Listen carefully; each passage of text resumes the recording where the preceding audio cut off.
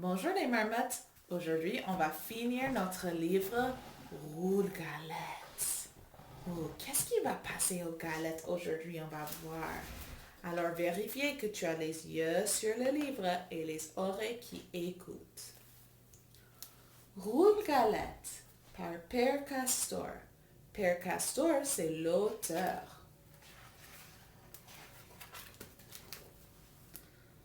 Dans une petite maison, tout près de la forêt, vivait un vieux et une vieille. Ça, c'est les personnages dans l'histoire parce qu'ils parlent. Un jour, le vieux dit à la vieille, «J'aimerais bien manger une galette.» «Je pourrais t'en faire une,» répond la vieille, «si seulement j'avais de la farine.» «On va bien en trouver un peu,» dit le vieux. «Monte au grenier, balaye le plancher et tu trouveras sûrement des graines de blé.» «C'est une idée,» dit la vieille, qui monte au grenier, balaye le plancher et ramasse les graines de blé. Avec les graines de blé, elle fait de la farine. Avec la farine, elle fait une galette. Puis elle met la galette au four pour cuire. Et voilà la galette cuite. «Elle est trop chaude,» dit le vieux. «Il faut le mettre à refroidir.» Et la vieille pose la galette sur la fenêtre. Au bout d'un moment, la galette commence à s'ennuyer. Tout doucement, elle se laisse glisser du rebord de la fenêtre, tombe dans le jardin et continue sur son chemin. Elle roule toujours plus loin. Et voilà qu'elle rencontre un lapin. Maintenant, on a deux personnages. On a le lapin et on a la galette. «Galette, galette, je vais te manger!» crie le lapin. «Non, non, non,» dit la galette. «Écoute plutôt ma petite chanson.» Et le lapin dresse ses longues oreilles. «Je suis la galette, je suis fait avec du blé ramassé dans le grenier. Ils m'ont mis à refroidir, mais j'ai mieux aimé courir. Attrape-moi si tu peux.» Et elle se sauve si vite, qu'elle disparaît dans la forêt. Elle roule dans le sentier. Et voilà qu'elle rencontre un loup gris. Maintenant, on a un autre personnage. Le loup gris va parler aussi.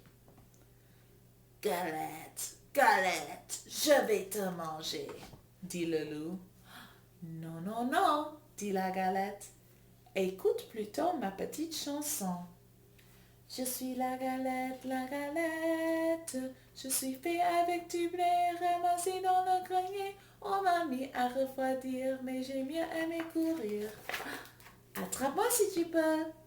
Et elle se sauve si vite, que le loup ne peut pas la rattraper. Elle roule dans la forêt. Et voilà qu'elle rencontre un gros ours. Maintenant, on a un autre personnage, on a l'ours. «Galette, galette, je vais te manger,» grogne l'ours de sa grosse voix. «Non, non, non,» dit la galette. «Écoute plutôt ma chanson. Je suis la galette, je suis fait avec du blé ramassé dans le grenier. On m'a mis à refroidir, mais j'ai mieux aimé courir. Attrape-moi si tu peux.» Et elle se sauve si vite, que l'ours ne peut pas le retenir. Elle roule encore plus loin. Et voilà qu'elle rencontre le renard. Alors maintenant, on a notre dernier personnage. On a le renard qui va parler aussi. Bonjour Galette, dit le malin renard. Comme tu es ronde, comme tu es blonde. La Galette, toute fière, chante sa petite chanson et, pendant ce temps, le renard se rapproche, et quand il est tout près, toute près, il demande: Qu'est-ce que tu chantes, Galette? Je suis vieux, je suis sourde, je voudrais bien t'entendre. Qu'est-ce que tu chantes? Pour mieux se faire entendre, la Galette saute sur le nez du renard. Et sa petite voix, elle commence. Je suis la galette, je suis fait avec du blé. Mais le renard l'avait mangé. Alors, dans notre livre, on a vu, je pense que c'est 7 personnages, n'est-ce pas?